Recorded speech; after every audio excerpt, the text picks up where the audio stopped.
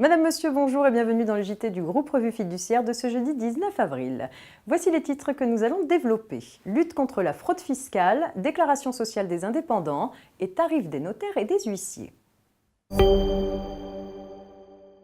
La lutte contre la fraude fiscale est une des priorités du gouvernement et de nouvelles dispositions en ce sens ont été incluses dans un projet de loi qui sera examiné en procédure accélérée par le Parlement.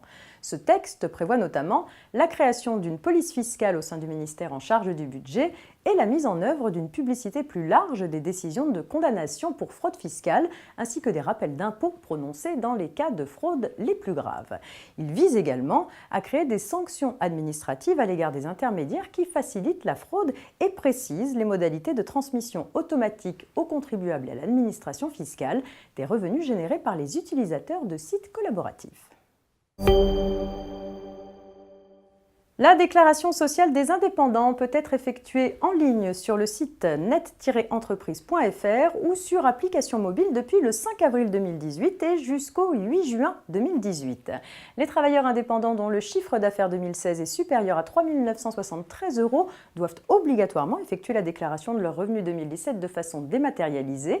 La déclaration des revenus de 2017 sur formulaire papier, quant à elle, pourra être effectuée jusqu'au 18 mai 2018 uniquement si le revenu 2016 est inférieur ou égal à ce seuil de 3 973 €.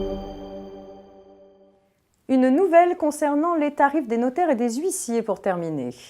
Pour rappel, un des objectifs de la loi du 6 août 2015, dite loi Macron, était de voir réduire les tarifs pratiqués par certaines professions réglementées.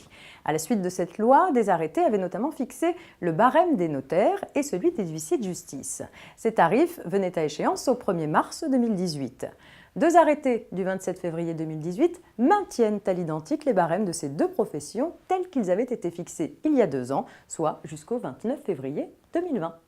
C'est la fin de ce JT, excellente journée à tous et rendez-vous demain vendredi pour un dernier point d'actualité avant le week-end.